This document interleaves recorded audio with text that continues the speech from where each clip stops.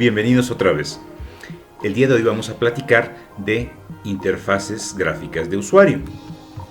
Bien, una Graphic User Interface se compone de varios elementos. Primeramente están los contenedores. Como su nombre nos indica, están en el tope de la jerarquía de contención. Ejemplos hay muchos. Podrían ser un window, un applet, un frame, etc.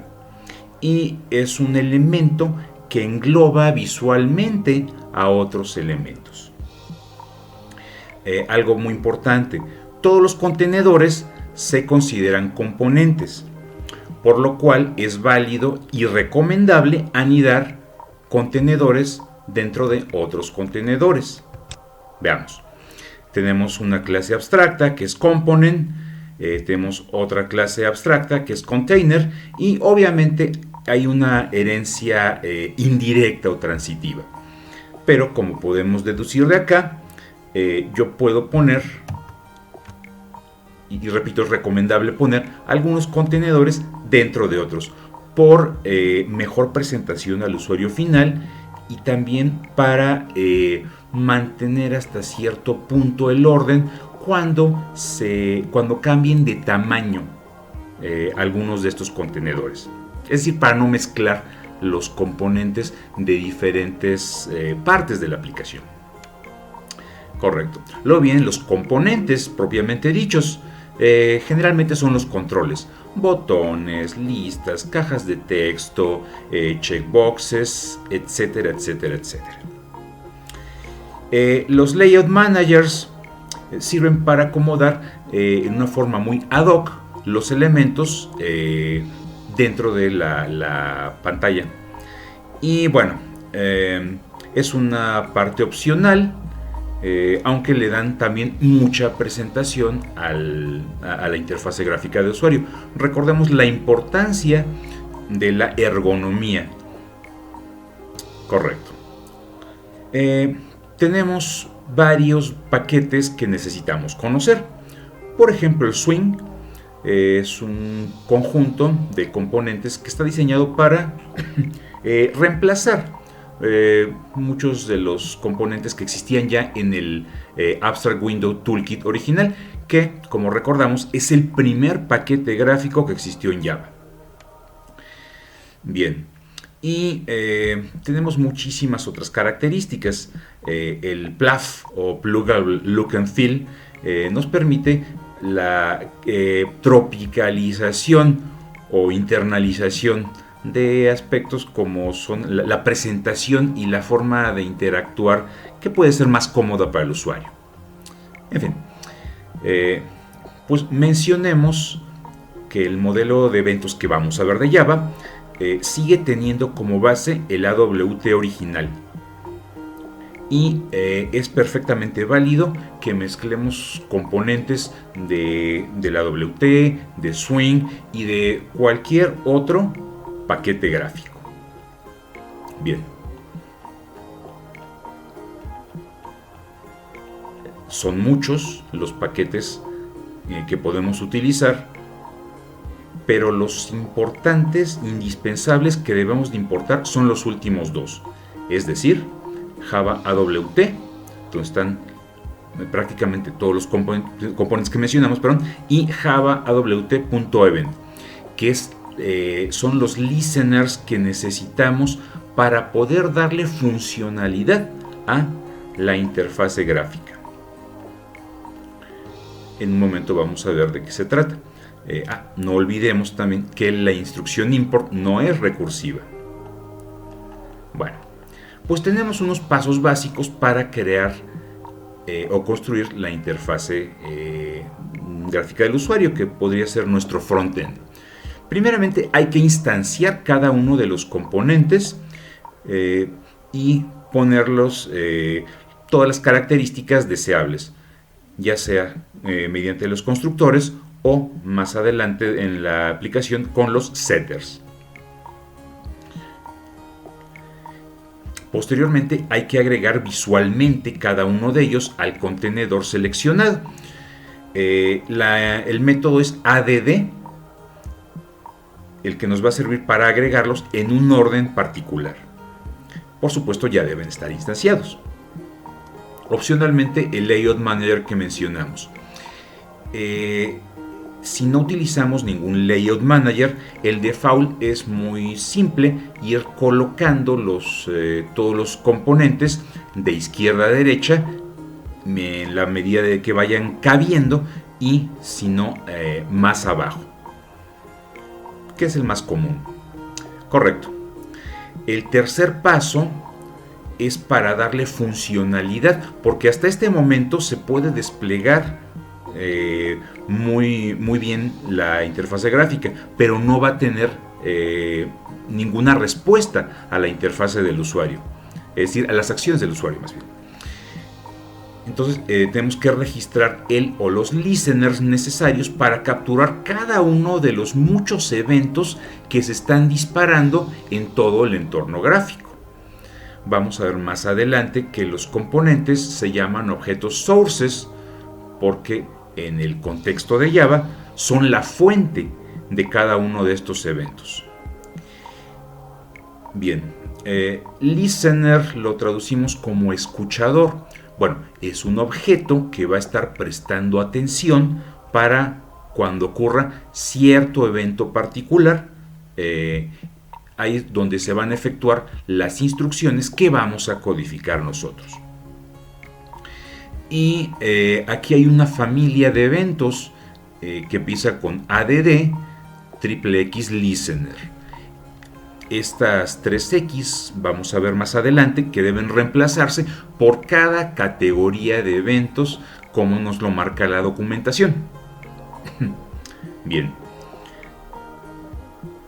Obviamente para hacer una interfaz gráfica pues es mejor utilizar un IDE que tenga muchas herramientas. En nuestro ejemplo vamos a utilizar un applet muy sencillo con un solo botón y con un solo text field para efectos didácticos. Bien, recordemos el tema de interfaces, que para implementarlas los programadores debemos de codificar absolutamente todos los métodos, aunque sea poniendo llaves vacías. Bien. Vamos entonces a ver unas características que aplican para absolutamente todos los components y por tanto todos los containers en Java. Y que es muy intuitiva por la nomenclatura que se le ha puesto.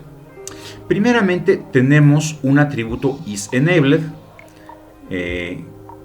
que por ser booleano empieza con el prefijo is. Correcto. El getter, recordamos, es isEnabled con paréntesis y el setter es setEnabled y le pasamos como parámetro un booleano. Bien, un objeto que está deshabilitado se va a desplegar en la interfaz gráfica, pero en un color gris claro que va a indicar que no va a responder a cualquier acción del usuario. Bien. Similarmente tenemos un atributo que se llama isVisible, también es de tipo booleano. Bien, el getter se llama isVisible, pero con paréntesis. El setter se llama setVisible y me permite que yo pueda ocultar algún contenedor, algún componente, perdón, ¿sí? A la vista del usuario, ¿sí? Sigue estando en memoria, sigue siendo parte de la aplicación gráfica, pero podemos hacer que sea absolutamente invisible. Bien, aquí vale la pena aclarar que todo lo que puede hacer el usuario final con su teclado y con su mouse, también lo podemos hacer nosotros mediante código, nosotros los programadores, pero no necesariamente al revés. Bien, luego vamos a hablar de location. Es la posición en píxeles que tiene cada uno de los componentes. Y tenemos una clase point, que es un punto en el plano cartesiano. Tiene los atributos x y y que son enteros. Correcto. nos damos cuenta que está sobrecargado el método setLocation.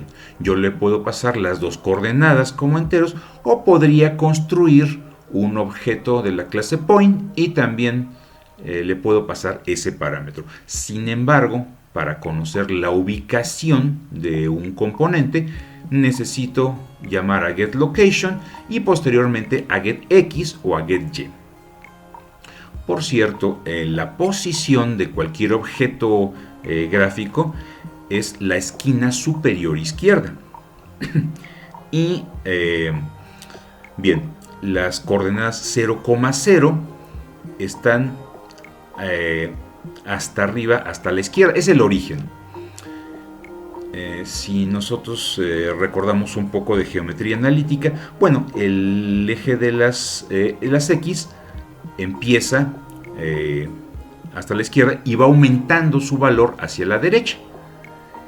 Es lo mismo cuando hacemos una interfase gráfica de usuario, pero el eje de las Y no. El eje de las Y va aumentando su valor al bajar dentro de la ventana. Entonces, si quisiéramos hacer alguna ecuación para ir ploteando puntos, bueno, tendríamos que multiplicar por -1 el valor de las Y. Correcto. El tamaño en píxeles de algún componente es una situación similar. Yo le puedo pasar ambos, el ancho y el alto, con el método setSize, o como está sobrecargado, también puedo construir un objeto de la clase Dimension y lo va a aceptar como parámetro. Y también el método getSize me devuelve un objeto de la clase Dimension, dentro del cual yo tendría que utilizar los métodos getWidth y getHeight. Bien, tenemos un método muy cómodo que es setBounds, que recibe 4 parámetros enteros y me permite hacer un setLocation y un setSize simultáneamente. Bien, ahora hablemos del focus. De igual manera que todas las aplicaciones que están ejecutándose en un momento determinado, solamente una es la aplicación activa, es decir, que va a recibir la interacción del usuario. Bien, pues dentro de esa aplicación activa, solamente un componente, es decir, un objeto, va a ser el objeto que tenga el focus. Y si somos observadores, ese objeto que tiene el focus es una especie de pequeño marco punteado que nos indica que lo que haga el usuario va a afectar a ese componente. Correcto. ¿Para qué podríamos utilizar el método requestFocus? Precisamente para validaciones.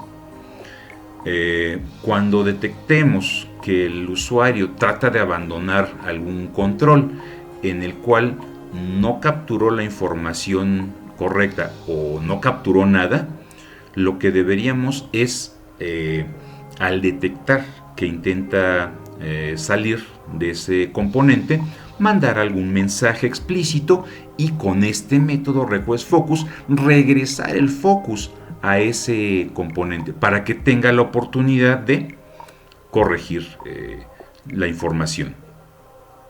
Un tip: no validemos todo hasta el final de la forma cuando damos clic en el botón de aceptar o guardar o como se llame.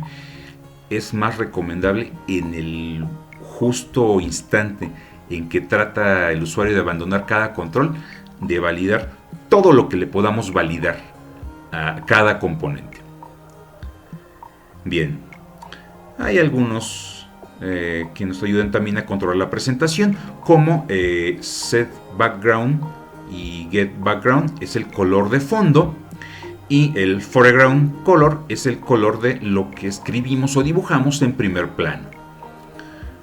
Recordemos la clase color, que tiene varias constantes, obviamente en inglés, con los colores más comunes, o que también tiene un constructor sobrecargado que puede recibir 3 valores, 3 enteros que van de 0 a 255, o 3 floats que van de 0 a 1 y que en ambos casos representan las intensidades de rojo, verde y azul, es decir, RGB. Por último, podemos controlar también el font del texto mediante setFont y getFont, por supuesto, de los fonts que estén instalados. Si trabajamos en Windows, en el panel de control tenemos la manera de instalar nuevas fuentes. Adelante.